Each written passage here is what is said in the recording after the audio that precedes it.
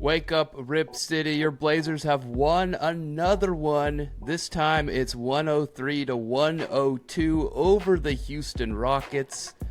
What a crazy ending it was. The Blazers get away as Tari Eason tips in a shot at the buzzer. I thought it was good initially, Gliss, but the refs reviewed it, and it was as close as it can be, man. Like, it was so close that the camera flash, I was, like, looking closely at the backboard to see if it was red or not. It was when Tari Eason was still touching the ball, and the Blazers win again. They're streaking. They got the longest win streak in the NBA right now. It's 4 games, but it's the longest streak in the NBA. It's so exciting to watch. Denny with 3 and 1s in the closing minutes of the game. 41 points for him. KD has 37. A bit of a duel between those two. Super fun to watch. And I'll tell you what, Blazers come away with the win. Blazer fans come away excited about this team, man. It's super exciting. This is the Wake Up Rip City podcast. I'm one of your hosts, Alex Moore. Alongside me, it's the producer extraordinaire, Jay Gliss. And we've got an exciting show for you today, man. We're just going to talk about Blazers Rockets. Like, that's going to be the most of the conversation. We'll look ahead again to game 2 of this series as the Rockets return to Moda Center on Friday to take on the Blazers again. And that's going to be an interesting one. So we'll preview that game as well. But most of the talk today will be about that exciting game last night as Denny and KD duel in Portland. And Denny comes out on top. Gliss, we start off every show waking up on the right side of the bed, not the wrong side of the bed, the right side of the bed, because we're a positive show. We like to have positive Blazers basketball talk here. And it's been really easy lately. Like, you know, we've had some episodes where we've had to search and really, really look through with a fine comb for the positives. Not recently. Our job's been easy. So, Gliss, I'll hand it off to you. What was your positive from the Blazers' win over the Houston Rockets? I mean, what's not positive? Exactly. The way they're playing right now, it's just it's a beautiful thing, and I'll go with, I mean, because Denny is the obvious one, but I'm gonna go with Shaden just because I like how I just like the feel of his game right now. I'm going to go with Shaden and say I've been more impressed just the player that he's becoming, with his defense also, not just on offense, picking and choosing his moments, when to be aggressive and when to share the ball. So I'm really enjoying watching Shaden play right now. I feel like he's growing up a lot right in front of us, like this last month or so. Yeah, he was awesome last night, and it wasn't for the same reasons. Like, it's like the shot necessarily wasn't falling like it normally does. I think he finished 7 for 17 from the field. He scores 20 points. But what I wrote in my notes when watching him last night was he was aggressive in moments where he needed to be. There were times when Denny wasn't on the floor, and it was very obvious to him and to everyone in the arena and to everyone watching that game. It's like, where are the Blazers going to get their offense when Denny's not on the floor? The Blazers only score 103 points last night. Denny has 41. I am not that great at math, but we're talking about Denny scoring around 40% of the Blazers' points last night, which is insane. Yeah. And Shaden needed to pick his spots well, because in those moments when Denny wasn't on the court, the Blazers needed someone to be aggressive. The Houston Rockets, Gliss, and I give so much credit to that Rockets team. It is so well built. The team is, they're awesome. They're just fun to watch. Good team. Yeah, and they're very tall, very powerful, very strong. As the sun comes in and hits me, Gliss, it's because we're all positive vibes here. But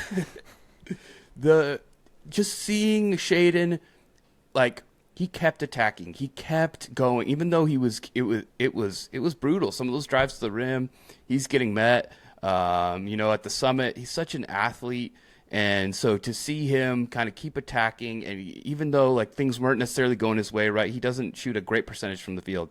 It was an awesome game from Shaden, and that's like what we want to continue to see from him. He has to continue to be aggressive because the Blazers just don't have the scorers, right? They need they need him to do that, especially when Denny's out of the game. Yeah, for sure, and especially, you know, we don't have Jeremy Grant on the court right now, so yeah, it's very important that they find scoring somewhere when Denny's not out there. And like you said, it felt like a totally different game than what we're used to seeing, from the Blazers this season. Just because, I mean, what was it the other night? They had 78 points at halftime. Yeah, and then it's like, barely hit 100 last night. But yeah, I've enjoyed watching Shaden the last couple weeks, and like you pointed out, it's not just his offense, just the feel that he seems to have right now. It feels like he's matured a lot, like very quickly, and that's a really, really nice thing to see, especially with how well they're playing as a team right now. Exactly. My positive has to come from a specific play. Toumani Camara loses his tooth on the court, gets nailed in the head, and it just looked so painful. He goes down grabbing his mouth, and then I don't think we saw this part, but he felt around on the court looking for his missing tooth, found it, runs over to the Blazers training staff, hands it to the training staff, and there's video of that, and then runs back out on the court and plays. And I think he scores on the next two possessions with kind of hard drives to the rim. The Blazers broadcast team puts up the Blazers net rating when Toumani doesn't have a tooth, and it was like out of this world high because they just started scoring. I mean, insane. And then in the post-game interview, he's talking about how, he found his tooth on the court, handed it. He's going to go get it glued back on. It cut all over the inside of his mouth. And it's just like the man just loves basketball so much that he's going to play through losing a tooth. Man, Gliss, if I lost a tooth during one of our podcasts, I'd probably say, hey, let's cut it short, man. I don't know if I can record today. But Toumani Camara is a different animal, man. He played so well last night. I mean, I think the last couple of weeks, we've really seen the Toumani Camara of last year, and he's shooting the ball with confidence, and he's just making big plays. I wish he wouldn't foul out because, man, it led to some things, and maybe we'll get to those in the negatives. I do have some negatives to talk about today, Gliss. I know we want to be all positive vibes after a win like that, and the sun shining and hitting me directly in the face right now, so I don't know how negative I can be, but, like, Toumani playing toothless was just part of the lore of this game. It was awesome. It was just like this game just had different elements, and it felt like it had a little bit of everything. Yeah, it's just, like I said, it's just all good vibes right now. Everything that we were hoping this team would be this year is kind of coming to fruition right now, despite them being just hammered by injuries, the first couple months of the season. So there's not a lot to complain about right now, especially, they've been a good Spurs team, a really good Rockets team.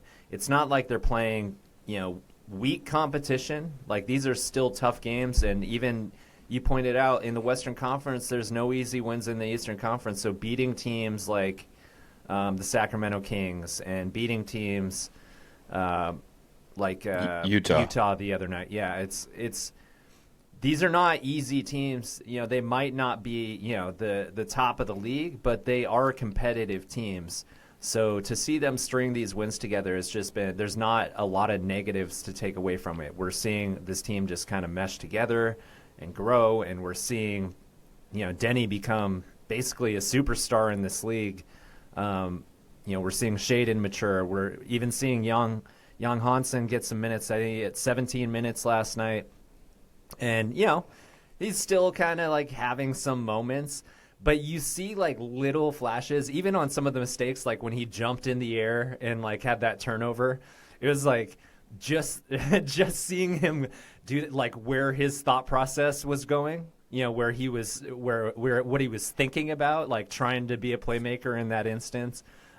Even that's like fun to get to see him out on the court and kind of doing his thing and get some room to make mistakes and try some things.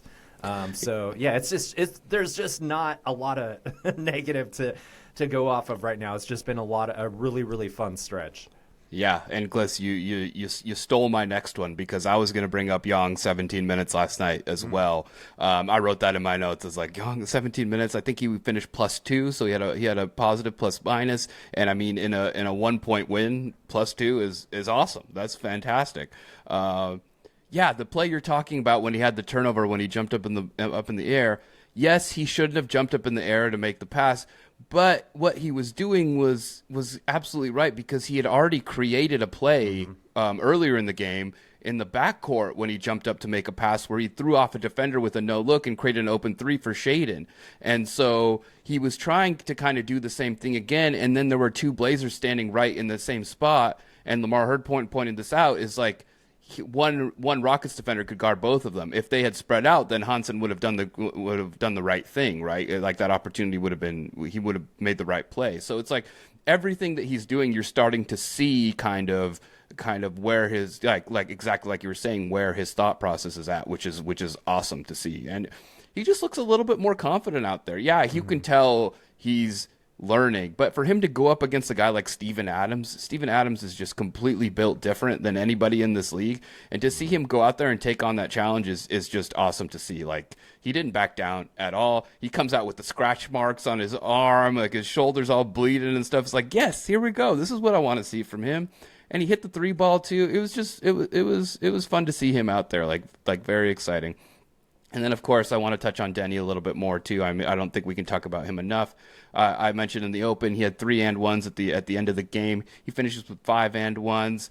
That's a Blazers record as far as they've held records on and 1s, which goes back to like 1996 in a game, which is just insane.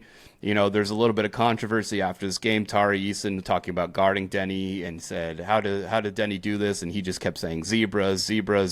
So I don't know. Take what you will about that. I mean, to me, it's just I watched Denny play, and the way that the NBA is refereed, he gets fouled, and that's just how it is. So, but we don't need to get in that. We don't need to get into the negative vibes. You can watch the Tari Eason clip if you want, but to me, it's like, yeah, the NBA is real motivated to have to give the Blazers more free throws than the Rockets. That on a Wednesday night in January. That's where the NBA's motivation lies. But you know, it was just a fun game to watch. I thought they were going to blow it again, and I'll get into my one negative. It's like, what the hell is going on with inbound plays? Like, I talked up Tiago Splitter last time. I said his coaching has been improving. Inbound plays should be coaching, is absolutely coaching. Toumani fouls out again, which we had this. You and I addressed this this issue earlier in the season. When Toumani fouls out, he is usually the one making those inbound plays. So it's unfortunate for him to foul out in that situation, because then the Blazers have to have somebody else, throwing the inbounds. They do kind of that same action that they've ran in the season. It used to work really well with Drew Holiday. Well, they'll kind of give him a screen and then give him a kind of an isolation to seal his defender and allow the opportunity for the inbounder to give him the ball in the backcourt with a little bit of space and not worry about that kind of making a tough pass. Well, that went out the window because it was Caleb Love instead of Drew Holiday. He could not seal his defender. He got pushed all the way to the out-of-bounds line, and obviously this is terrible right away. There's nothing happening. And if you look at the screenshots of this play, which I've seen on our RipCity, thank you, Reddit, you see that Denny has all this room on the other side of the court. Shaden, I think, also has other room in the front court, and it's just like, what is going on here? Like, the play is, of course, maybe the play was to give it to Caleb Love on the seal, but he has no room to get the ball. And then we're talking about, I've played basketball at a very low level. Inbounding the ball is kind of intense. Like, it's kind of low-key one of the more intense situations, because you have a running clock in your mind of 5 seconds, and 5 seconds does not seem like that long. So I don't necessarily blame the inbounder. I can't remember who the inbounder was. It might have been Ryan Rupert. I'm not sure. But throws the ball to Love. Love gets pushed out of bounds. It was clearly a foul. It was a foul. Calabro, I haven't heard Calabro that pissed in a long time. He was pissed that they didn't call a foul. But I don't even care about that, like them missing it that much. I mean, yes, it would have sucked if the Blazers would have lost the game and the refs missed that call. What I care about is like, why are the Blazers even in that space to allow that to happen? Like, it was a terrible inbounds play. It happened again. We've seen this story over and over again. It's ridiculous. The inbounds plays need to be figured out because, I mean, the Rockets should have won this game, to be honest with you. I was in my head, what I was thinking, Gliss, after they screwed that up. I was like, KD's going to hit a game winner again. And honestly, I literally said that to my wife and my son that were sitting watching the game with me. I was like, oh, okay, he's gonna hit a game winner. But luckily, Ryan Rupert played some good defense on that. Left KD actually wide open for a few seconds on that last. If you go watch that last play again, KD is wide open, but he's too busy setting a screen, so he didn't realize it. But man, he had a wide open. But Rupert comes back after he kind of guarded the switch a little bit. Comes back, plays great defense on KD. Denny comes over, also helps. KD has to take a very tough shot that I still was pretty convinced he was going to hit. And then of course Tari Eason tips it in after the buzzer. So that's a long rant, Gliss, and I'm sorry, but man, I just had some gripes about that inbound. I was like, what the hell is happening? Why is this happening again? Yeah, it's. They lucked out for sure. That can't happen. And I've said this before when they're having issues with free throws late in games. There's certain things as a good team that you cannot, that can't be part of the narrative, and free throws is one of them. You got to take care of your free throws. You got to take care of those opportunities at a high level, and same thing with inbounding the ball. That's like you said, it can be an intense thing, but these are NBA players. You have to get the freaking ball inbounded. This isn't my YMCA league, dude. No, and I just have a couple parents yelling at me behind. It's not that. Yeah. If you can't inbound the ball in tight situations, then basically you don't deserve to win those games. I'm not going to apologize for winning that game. Never. We'll take it. Yeah, as Blazer fans, we'll take any win. It doesn't matter what the circumstances are. But it is bothersome that they put themselves in that position where it felt like they were about to lose the game. And they shouldn't have, at that point, a clean inbound game is probably over and sealed, and so that's what's frustrating about it. We'll take the win, but yeah, it's hard not to be frustrated with plays like that, especially when they've been kind of an issue throughout the season.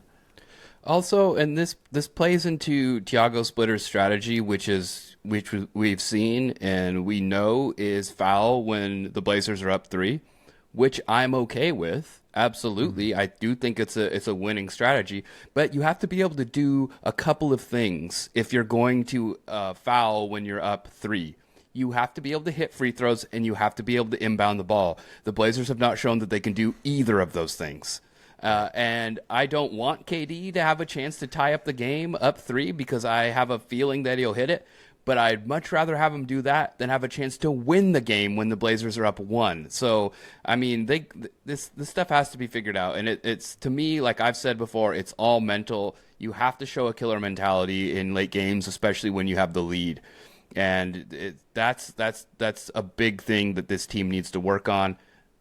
I know what people are thinking right now listening to this. They don't have a point guard. They need someone who's a leader on the court, off the court, all that stuff. And hopefully that person is coming back soon. His name is Drew Holiday. Also, Scoot Henderson as well will help with that too. Hopefully those two are coming back soon. Jeremy Grant also can help with that. So hopefully it'll be fixed like when those guys come back. But still, there's no excuse. There's no excuse. You have a lead. You have to put teams away. Okay, I'm sorry, Gliss. I'm done. You're good. I'm with you. I have a feeling most Blazer fans are right there with us. They can comment, down below once we post this thing. But I have a feeling probably most Blazer fans feel the same way. It's very frustrating to feel like you have a chance to lose a game because of such small parts of the game that are expected to be taken care of. Absolutely. But Denny has 41 points last night. Absolutely incredible down the stretch as well. And, you could tell pretty early, it's like, okay, this is going to be one of those nights. I mean, in the first half, he had 23 points, I think. And it's just like, okay, is this going to be a 40 spot from Denny tonight? And I think the All-Star conversation is over, Gliss. I think we can go ahead and end it. There's no reason to talk about it anymore. It's a foregone conclusion at this point. He will be an All-Star. Because you look at his numbers, and the only players in the NBA who are putting up numbers like him are Jokic, Luka Doncic, full stop. I mean, it's just like that's pretty much it when you look at his stat lines. Man, I just looked at the top 10 assist leaders in the NBA. Guess who's on that list? Denny. He's a top 10 assist man in the NBA. What? How? It's just insane. And then you look at his expected assists and who he's passing the ball to, and it's just like, how is he a top 10 assist guy in the league? That's insane. So the All-Star conversation is done for me. Let's call it right now. I mean, I think this is we can officially say we'll ring the bell. It's over. There's no reason to talk about it anymore. We still will, but there's no reason to. He is an All-Star officially. The conversation now changes to third-team All-NBA, second-team All-NBA. I mean, those two are officially in there. And I'll go ahead and open up the conversation right now, too. MVP. I mean, why not? This guy is absolutely in the running for it. And I'm not going to 100% say, yeah, I mean, he should be considered and he should win it. No, we're not going to go there. Right. But he should absolutely be in the conversation. He got MVP chance last night, and if you are watching as a Blazers fan, there is no reason to say he did not deserve those. He is absolutely in this conversation, especially if he's leading this team with this injuries to almost a 500 record halfway through the season. Absolutely insane. Yeah, I mean, like you said, there's no reason to. There are times when MVP chants can be cringy. But and it's not, and I'm not just singling out the Blazers. It's like it is a thing sometimes where it's like, oh, come on now, like he's really good, but yeah, chill. Yeah. I don't feel like that. Hearing those MVP chants last night, like you said, dropping a 40 spot. His playmaking ability, the things he's done. I mean, we've talked endlessly about it, and we'll keep talking about it because it's fun. Why not? I mean, when you have a guy like that you get to watch, you get the privilege of watching play every night for your team that you love. I mean, absolutely, we're going to keep talking about it, and there's not enough you can say about it because he's just that damn good. I mean, it's like there's he's definitely in the conversation now for MVP. Obviously, there's a lot of great players in this league, so I don't know how realistic his chances are at this point, but he's definitely put himself in the conversation at least. And, we're not halfway through the season yet, so, I mean, there's still room for him to grow, and as the team gets healthy, I'm sure some of the dynamics will change. Some of the minutes for different rotations will change. So, it's going to evolve as the season goes on. But I have confidence he's still going to keep playing the way he has played up until this point. I mean, he has solidified himself, as you said, as an all-star caliber player in this league. And right now, he's one of the best players in the league. I mean, he's playing like one of the best players in the league.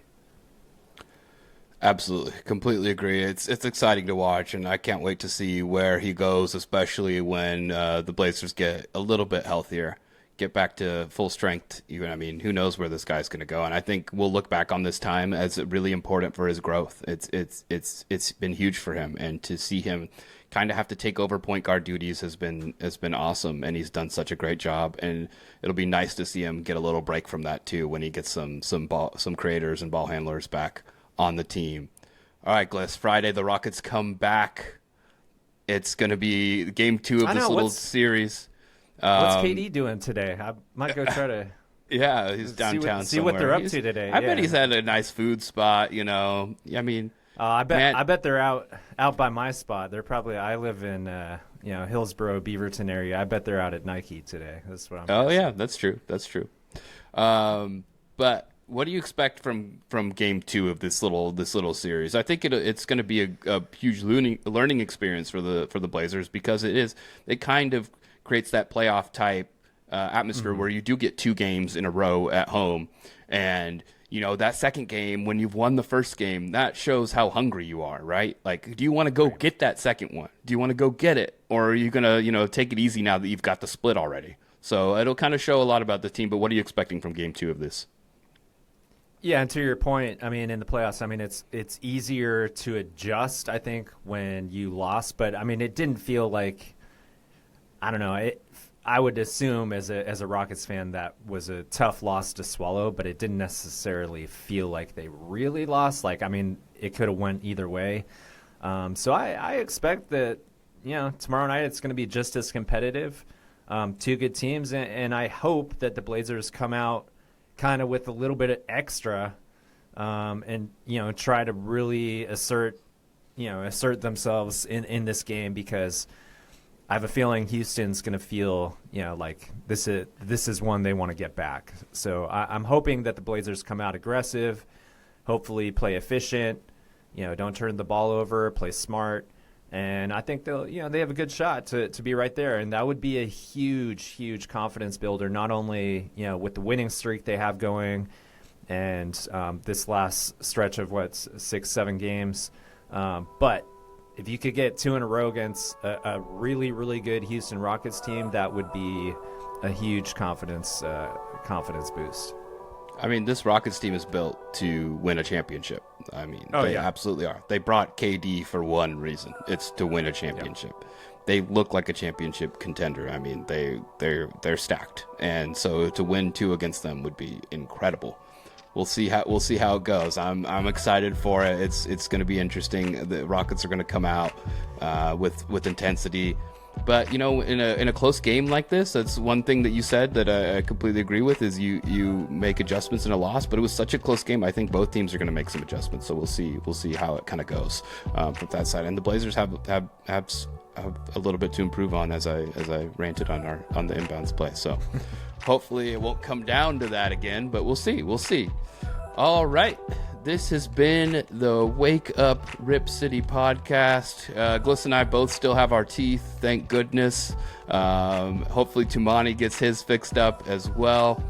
Man, follow us, subscribe to us on YouTube, like the video, send us a comment. We'll reply. We'll be right there. And just love having conversations with everyone. So thank you so much for watching, and we really appreciate it. This has been the Wake Up Rip City podcast. We'll see you next time.